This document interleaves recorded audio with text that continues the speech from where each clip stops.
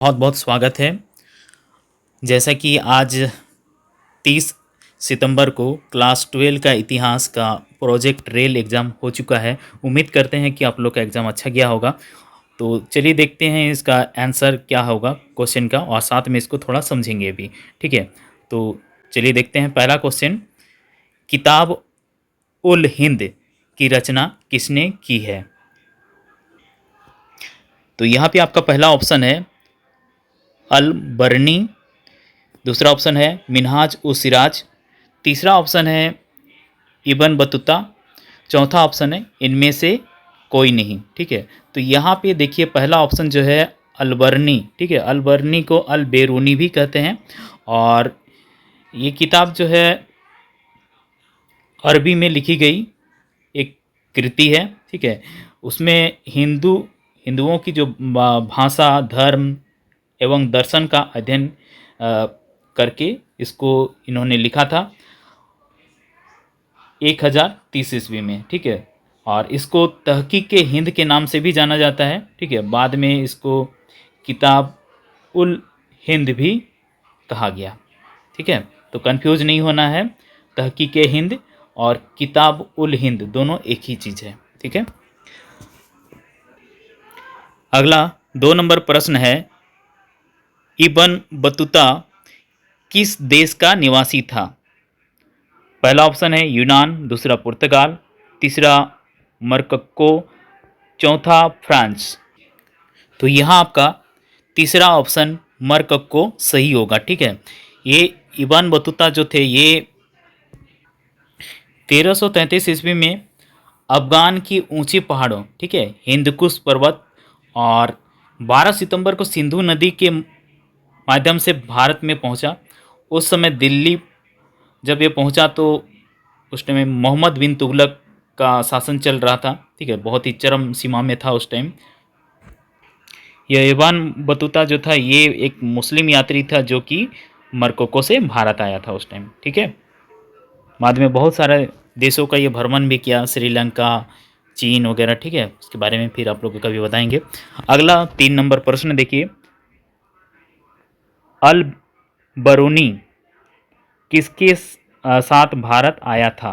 पहला ऑप्शन है मोहम्मद बिन कासिम, दूसरा ऑप्शन है मोहम्मद गजनवी, तीसरा ऑप्शन है मोहम्मद गौरी, चौथा ऑप्शन है बाबर। तो यहाँ आपका बी नंबर ऑप्शन सही होगा, मोहम्मद गजनवी। ठीक है, ये जो देखिए मोहम्मद गजनवी के साथ ये अलबेरूनी भारत आया था। ठीक है, और दोनों का उद्देश्य जो था ये अलग अलग था। ठीक है, एक लुटेरा था। ठीक है, ये अलबेरूनी जो थे बहुत बड़े साहित्यकार थे। ठीक है, और इधर आपके मोहम्मद गजनवी भारत को अच्छा खासा लूट के गए थे यहाँ से। ठीक, ये लगभग 55 साल की उम्र में, ठीक है, फारस से भारत आए थे, यानी कि 1017 ईस्वी से 1020 ईस्वी के बीच में कई बार ये भारत आ चुके थे अलबेरूनी। अगला क्वेश्चन 4 नंबर, मोहम्मद बिन तुगलक ने दिल्ली के काजी नियुक्त किया था? पहला ऑप्शन है अलबेरूनी को, दूसरा ऑप्शन इबन बतूता, तीसरा ऑप्शन है वार्निचर, चौथा ऑप्शन अब्दुल रज्जाक को। तो यहाँ पे आपका बी नंबर ऑप्शन सही होगा, इबन बतूता। ठीक है, मोहम्मद बिन तुगलक ने इबन बतूता को दिल्ली का काजी या फिर उसको न्यायाधीश भी कहते हैं, ठीक है, की नियुक्ति किया था।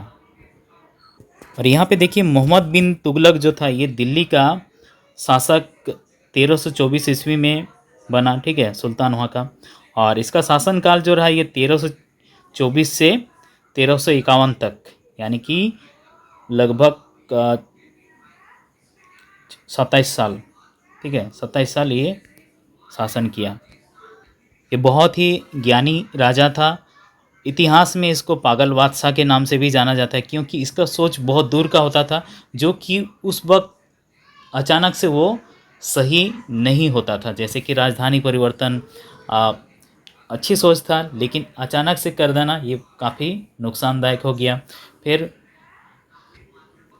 सिक्के का प्रचलन, ठीक है। यहाँ पे देखिए वस्तु विनिमय को ये हटा के सिक्का का प्रचलन लाया था, जो कि बहुत ही अच्छा था, लेकिन इसमें भी ये इसका राजकोष खाली पड़ गया, सिक्का लोग अपने घरों में छुपाने लग गए थे। अगला 5 नंबर प्रश्न है, यात्रियों का राजकुमार किसे कहा गया है? पहला ऑप्शन है फाहियान, दूसरा ऑप्शन है वेनसांग, तीसरा ऑप्शन है अलबरूनी, चौथा ऑप्शन इब्न बतूता। तो यहाँ पे आपका आंसर होगा दूसरा दूसरा ऑप्शन वेनसांग, इसका आंसर होगा, ठीक है। देखिए वेनसांग का दूसरा नाम जुआन जैक भी है, ठीक है। ये एक बौद्ध भिक्षु और यात्री थे, जिन्होंने 7वीं शताब्दी में राजा हर्षवर्धन या हर्ष प्रथम की शासनकाल के दौरान भारत का दौरा किया था, माने भारत आए थे, ठीक है। उनका जन्म 602 में हुआ था और वह 4 भाइयों में सबसे छोटे थे और बहुत ही छोटे उम्र से ही ये बौद्ध भिक्षु बन गए थे। अगला 6 नंबर प्रश्न है, तंबाकू पर किस शासक ने प्रतिबंध लगाया? तो यहाँ पे आपका पहला ऑप्शन है अकबर, दूसरा है बाबर, तीसरा है जहांगीर और चौथा है शाहजहां। तो यहाँ पे आपका आंसर हो गया जहांगीर, ठीक है। जहांगीर ने तंबाकू के प्रयोग पर प्रतिबंध लगा दिया था, ठीक है। जहांगीर ये अकबर का पुत्र था और मुगल साम्राज्य का चौथा राजा था, जिसने 1605 से 1627 तक शासन किया, ठीक है, 22 साल। जहांगीर ने तंबाकू का सेवन करने के लिए करने वालों के लिए मतलब सज़ा वो घोषित किया हुआ था और जो भी तंबाकू का सेवन करता था उसको अच्छा खासा सज़ा देता था। जहांगीर का बचपन का नाम देखिए सलीम था, ठीक है, नूर उद दीन मोहम्मद सलीम। अगला प्रश्न देखिए 7 नंबर, मध्य एशिया के रास्ते होकर इबान बतूता सन 1333 में स्थल मार्ग से पहुंचा था, ठीक है। पहला ऑप्शन सिंध, दूसरा मुल्तान, तीसरा लाहौर और चौथा ऑप्शन है पानीपत। ये आपका पहला ऑप्शन सही है, ठीक है। उस समय मोहम्मद बिन तुगलक, ठीक है, दिल्ली का शासक था। 8 नंबर प्रश्न है, भारत की डाक व्यवस्था का वर्णन अपने यात्रा वृत्तांत में कौन किया था? ठीक है, पहला ऑप्शन है अलबोरिनी, दूसरा है इब्न बतूता, तीसरा ऑप्शन है अब्दुल रज्जाक, चौथा ऑप्शन है फ्रांसवा वर्नीचर। ठीक है, इधर है फ्रांस्कोसिस वर्नीचर। तो यहाँ पे आपका दूसरा ऑप्शन सही होगा, इब्न बतूता। ठीक है, लेकिन देखिए भारत में डाक व्यवस्था की शुरुआत जो है ये वारेन हेस्टिंग्स ने 1766 ईस्वी में ईस्ट इंडिया कंपनी के तहत देश में डाक सेवा शुरू करने की पहल की थी। ठीक है, 9 नंबर प्रश्न है, अलवर संत किसकी पूजा करते थे? तो पहला ऑप्शन है शिव, दूसरा है लक्ष्मी, तीसरा ऑप्शन है विष्णु और चौथा ऑप्शन है कार्तिकेय। तो यहाँ पे आपका तीसरा ऑप्शन विष्णु, ठीक है, ये सही होगा। अलवर संत, इनकी संख्या 12 थी, जिसमें एक स्त्री थी जो कि अंडाल थी। ठीक है, और ये विष्णु भगवान के पुजारी होते थे। ठीक है, और यहाँ पे आपको एक चीज़ और देखने को मिलेगा, अलवर के साथ होता है नैनार। नैनार यानी कि जिसका नयन है, त्रिलोचन भगवान शिव। ठीक है, उनके 63 अनुयायी थे। ठीक है, इसके बारे में आपको बाद में फिर बताएंगे। यानी कि अलवर जो संत हैं ये विष्णु भगवान की पूजा करने वाले हैं। अगला 10 नंबर प्रश्न देखिए। 10 नंबर प्रश्न देखिए, निजामुद्दीन औलिया किस सूफी सिलसिले से संबंधित हैं? ठीक है, पहला ऑप्शन है चिश्ती, दूसरा है सुहारावर्दी, तीसरा है कादिरी, चौथा इनमें से कोई नहीं। तो यहाँ पे आपका आंसर होगा पहला ऑप्शन चिश्ती। ये इनका पूरा नाम हजरत निजामुद्दीन औलिया। ठीक है, ये चिश्ती घराने के चौथे संत थे और ये सूफी संत थे। ठीक है, ये वैराग्य और सहनशीलता की मिसाल पेश किए थे। कहा जाता है कि ये सभी धर्मों के लोगों में काफ़ी लोकप्रिय बन गए थे, सभी लोग इनको बहुत ही आदर करते थे। और इनके प्रमुख शिष्यों में अमीर खुसरो का नाम आता है।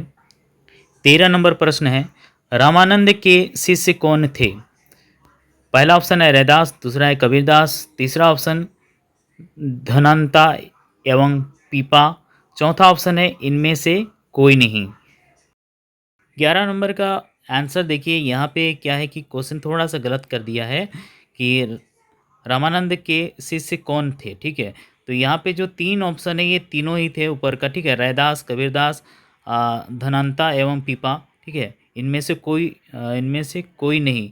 तो ये गलत है, मतलब ये तीनों ही ऑप्शन आपका यहाँ पे सही होगा। यहाँ पर होना चाहिए था इनमें से तीनों होना चाहिए था, सभी होना चाहिए था। ठीक है, काहे कि देखिए ये रामानंद की शिष्य में जो थे अनंतानंद, भवानंद, पीपा, सेन, नाई, अ, धन्ना, नाभादास, नरहयानंद, सुखानंद, कबीर, रैदास, सुरसरी और पद्मावती जैसे 12 लोगों को अपना प्रमुख शिष्य बनाए थे। ठीक है, और इन्हें द्वादश महाभागवत के नाम से भी जाना जाता है। यानी कि ये तीनों ऑप्शन आपका शुरू का सही है। ठीक है, यहाँ पे इनमें से सभी होना चाहिए था, थोड़ा सा मिस्टेक हो गया होगा। ठीक है, अगला 12 नंबर प्रश्न है, कबीर के उपदेशों का संग्रह किस ग्रंथ में मिलता है? पहला ऑप्शन है गुरु ग्रंथ साहिब, दूसरा ऑप्शन है बीजक, तीसरा है गीत गोविंद और चौथा ऑप्शन है इनमें से कोई नहीं। तो यहाँ पे आपका आंसर होगा बीजक। ठीक है, कबीर के उपदेशों का संग्रह जो है ये आपको बीजक में देखने को मिलता है। ठीक है, और इनकी प्रमुख कृति में कबीर पंथ की पवित्र पुस्तक मानी जाती है। ठीक है, ये बीजक, और इनके दोहे काफ़ी प्रसिद्ध रहे हैं, आपको गाना के रूप में भी सुनने को मिल सकता है। ठीक है, गुरु गोविंद दाऊ खड़े, ये सब। अगला 13 नंबर प्रश्न है, 13 नंबर है, उत्तर भारत में भक्ति आंदोलन लाने का श्रेय किसे है? ठीक है, तो आपका पहला ऑप्शन है रामानंद, दूसरा है कबीर, तीसरा ऑप्शन है नामक, चौथा ऑप्शन है वल्लभाचार्य। ठीक है, तो यहाँ पे आपका दूसरा ऑप्शन सही होगा, कबीर। ठीक है, ये 12वीं सदी के प्रारंभ में रामानंद द्वारा यह आंदोलन दक्षिण भारत से उत्तर भारत में लाया गया। इस आंदोलन को चैतन्य महाप्रभु, नामदेव, तुकाराम, जयदेव और अ, ने अधिक प्रमुखता प्रदान की थी। भक्ति आंदोलन का उद्देश्य था हिंदू धर्म एवं समाज में सुधार तथा इस्लाम एवं हिंदू धर्म में समन्वय स्थापित करना। ठीक है, जय राधे गोविंद। 14 नंबर प्रश्न है, खानकाह क्या है? तो पहला ऑप्शन है सूफी संतों का घर, दूसरा ऑप्शन है मुसलमानों का प्राथमिक विद्यालय, तीसरा ऑप्शन है वैष्णवों का केंद्र, चौथा ऑप्शन है शिल्पकारों का कार्यस्थल। यहाँ पे 14 नंबर में देखिए खानकाह क्या है, तो इसका आंसर होगा 1 नंबर ऑप्शन, सूफी संतों का घर। इसको देखिए समझिए, खानकाह जो है एक सूफी संस्था भी को भी कहा जाता है। ठीक है, जहाँ अक्सर संत रहते थे। ठीक है, या रहते हैं। सूफी संत अपने खानकाहों में विशेष बैठक का आयोजन करते थे, जहाँ सभी प्रकार के भक्तगण, जिनमें शाही घराने के लोग तथा अभिजात और आम लोग भी शामिल होते थे, वे आध्यात्मिक विषयों पर चर्चा करते थे। ठीक है, भक्ति से संबंधित बातों पे वो लोग बातें चर्चा किया करते थे। 15 नंबर प्रश्न है, मीरा किसकी भक्त थी? तो यहाँ पे आपका पहला ऑप्शन है राम, दूसरा कृष्ण, तीसरा लक्ष्मी और चौथा है शिव।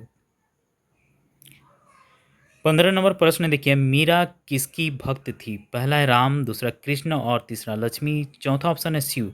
तो यहाँ पे आपका आंसर होगा कृष्ण। ठीक है, मीरा जो थी वो कृष्ण भक्त थी। ठीक है, और इनका जन्म 1498 ईस्वी में पाली के कुड़की गांव में दुद्दा जी के चौथे पुत्र रतन सिंह के घर हुआ। ये बचपन से ही कृष्ण भक्ति में रुचि लेने लगी थी। मीरा का विवाह मेवाड़ के सिसोदिया राज परिवार में हुआ।